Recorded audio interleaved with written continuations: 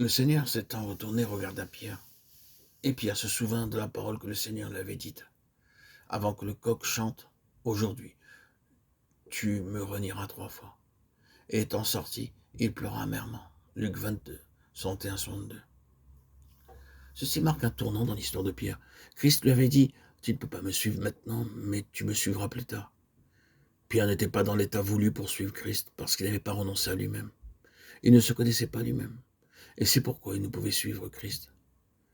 Mais quand il est sorti et pleura amèrement, un grand changement se produisit dans sa vie.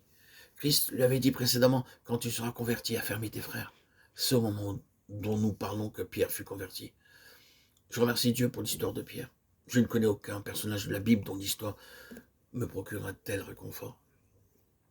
Quand nous considérons son caractère sujet à tant de défaillances et quand nous considérons ce que Christ a fait de lui par la puissance du Saint-Esprit, nous nous disons qu'il y a de l'espoir pour chacun de nous.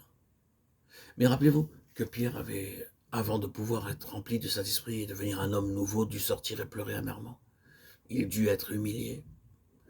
Si nous voulons comprendre cela, je crois que nous devons considérer 4 choses. Tout d'abord, nous devons considérer Pierre, le fidèle disciple de Jésus. Ensuite, Pierre, quand il vivait pour lui-même. Après cela, Pierre se repentant. Et enfin, ce que Christ a fait de Pierre par le Saint-Esprit. Pierre, tout d'abord, était le fidèle disciple de Jésus. Jésus appela Pierre à laisser ses filets et à le suivre. Pierre obéit immédiatement, et il put déclarer par la suite, « Voici, nous avons tout quitté, nous t'avons suivi. » Pierre avait renoncé à tout pour suivre Jésus. Pierre avait fidèlement obéi à Jésus. Rappelez-vous, quand Jésus lui dit, « Jetez le filet du côté droit de la barque, et vous trouverez du poisson. » Pierre, le pêcheur, savait qu'il n'y avait pas de poisson à cet endroit-là, car il avait travaillé toute la nuit sans rien prendre. Mais il répondit, « Sur ta parole, je jetterai le filet. » Il se soumit à la parole de Dieu. Pierre avait une grande foi. Quand il vit Jésus marcher sur la mer, il s'écria, « Seigneur, si c'est toi, ordonne que j'aille vers toi sur les eaux. » Et à la voix de Christ, il sortit de la barque et marcha sur les eaux. Jésus parle de Pierre comme de la pierre sur laquelle il bâtira son église.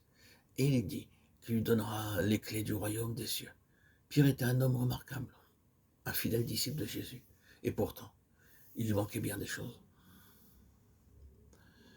Maintenant, considérons Pierre alors qu'il vivait pour lui-même et se confiait en lui-même et cherchait sa propre gloire. Vous vous rappelez qu'aussitôt après lui avoir dit « Ce ne sont pas la chair et le sang qui t'ont révélé ces choses, mais c'est mon Père qui est dans les cieux », Jésus commença à parler de ses souffrances à ses disciples. Et Pierre osa lui dire « À Dieu ne plaise, Seigneur, cela ne t'arrivera pas. » Matthieu 16, 22. Et Jésus fut obligé de lui dire « Arrière de moi, Satan, tu me mets en scandale. Car tes pensées ne sont pas les pensées de Dieu, mais celles des hommes. » Pierre, avec sa volonté propre et se fiant à sa propre sagesse, défendait à Christ de souffrir et de mourir. Et d'où cela venait-il? De ce que Pierre se confiait en lui-même et en son opinion personnelle au sujet des choses divines. Nous voyons que plus tard, à plusieurs reprises, la question de savoir qui était le plus grand fut discutée par les disciples. Et Pierre était l'un d'entre eux, et il pensait qu'il avait vraiment droit à la première place. Il cherchait sa propre gloire. Pierre vivait pour lui-même. Quand Christ lui avait parlé de ses souffrances et avait dû lui dire « Arrière de moi, Satan », Christ avait ajouté « Si quelqu'un veut venir après moi, qu'il renonce à lui-même et qu'il se charge de sa croix et qu'il me suive. » Nul ne peut suivre Christ s'il n'a fait cela. Il faut d'abord renoncer à soi-même. C'est là la première condition pour devenir un disciple de Christ.